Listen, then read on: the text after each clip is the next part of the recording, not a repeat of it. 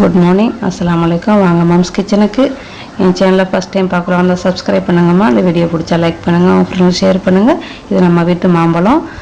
மாங்காய் மரத்தில் பிடுங்கி நம்ம எப்படி பழுக்க வைக்கலான்னு நான் உங்களுக்கு காட்டுறேன். அதை விட இன்னும் சில டிப்ஸுகள் நீங்கள் ஆச்சரியப்படுற அளவுக்கு உள்ள டிப்ஸுகள்லாம் உள்ளுக்குள்ளே இருக்குது. நம்ம வாங்க வீடியோவுக்கு போய் பார்ப்போம்.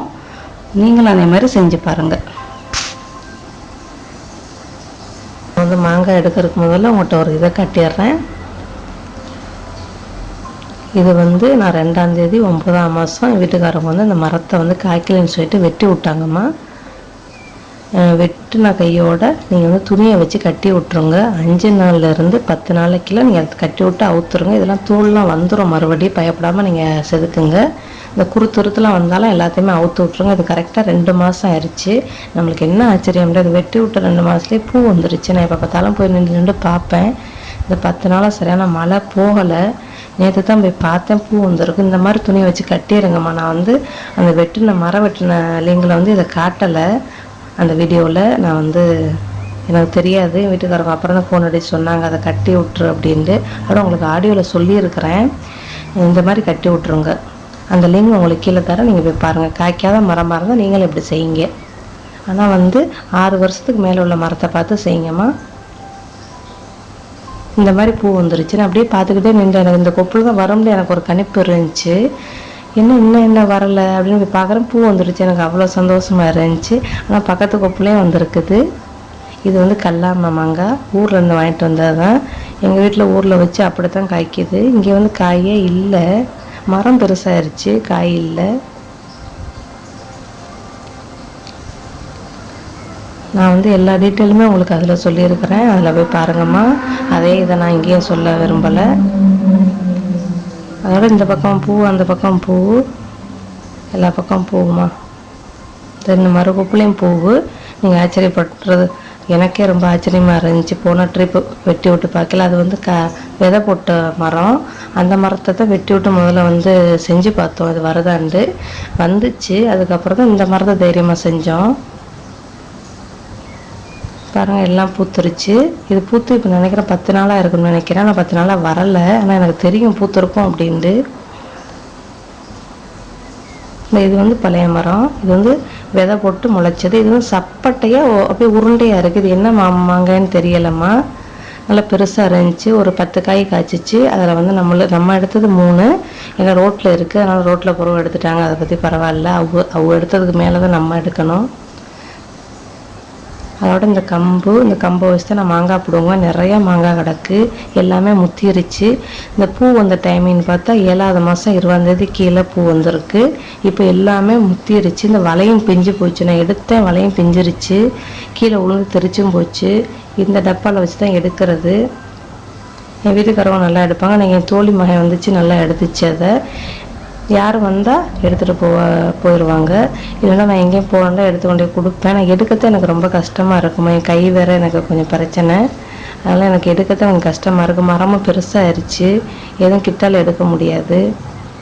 இப்படி இழுத்து விட்டால் எல்லாமே தெரிச்சு எல்லாமே கீழே விழுந்தால் அப்படியே கண்டி போயிடும். பழுக்க வைக்க முடியாது. இந்த மாம்பழம் சரியான புளிப்புமா. நம்ம பழுக்க வச்சு சாப்பிட்டா தான் நல்லா இனிப்பாக இருக்கும். இந்த மாம்பழத்துக்கு பேர் ஆப்பிள் மாம்பழம். இந்த மாம்பழத்தை நான் யாருக்குமே மாங்காயை கொடுக்க மாட்டேன். பழுக்க வச்சு சாப்பிடுங்கன்னு சொல்லி தான் நான் கொடுப்பேன் எப்போவுமே. ஏன் அதுக்குள்ள காரணம் என்னென்னா, நம்ம மாங்காய் ரொம்ப சாப்பிட்டோம்னா நம்மளுக்கு கேஸ்ட்ரிக் பிரச்சனை வந்துடும்.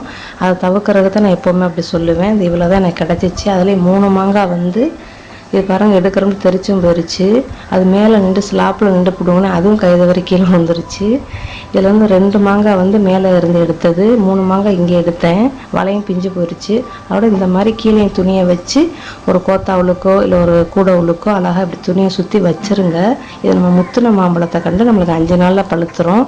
நீங்கள் 3 நாளைக்கு ஒரு தடவை திறந்து பாருங்கள். நான் 5 நாள் ஆயிடுச்சு, வெளியும் போயிட்டேன். திறந்து பார்த்தா எனக்கு பழுத்துருச்சு.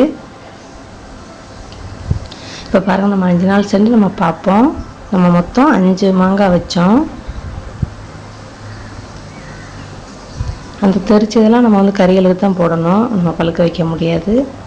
தெரிக்கலைன்னாலும் கீழே விழுந்தாலும் நம்மளுக்கு கண்டிப்பாக ஆடி போயிடும் பழம்.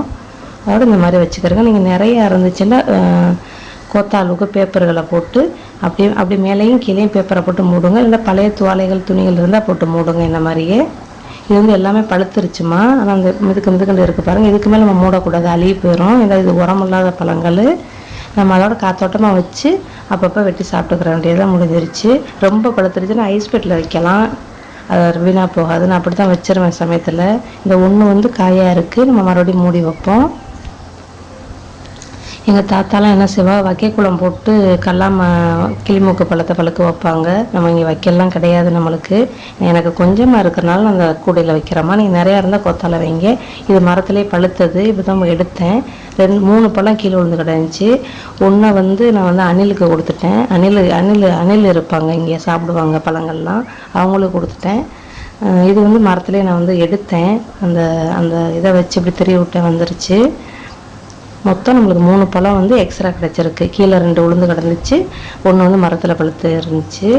பழுத்திருந்தால் சின்னாங்க எடுத்துடலாம், காயாக இருந்தால் தான் எனக்கு கஷ்டம், எனக்கு இழுக்க கஷ்டமாக இருக்குது. அப்புறம் எல்லாம் வெட்டியாச்சு. இதுவும் கீழே விழுந்த பழம் தான், லேசாக தெரிச்சது. ஆனால் பழுத்து கீழே விழுந்துச்சு.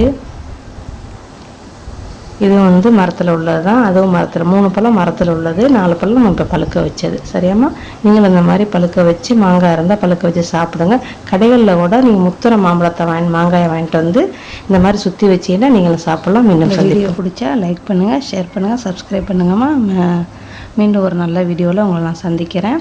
அடுத்த வீடியோ வந்து நம்ம வந்து ஜொஹூர் டு சிங்கப்பூர் போகிற வீடியோக்கள் ஃபுல்லாக இருக்குது, பாருங்கள் நீங்களும். Like, subscriber, Ripen Mangos Kitchen. Bye.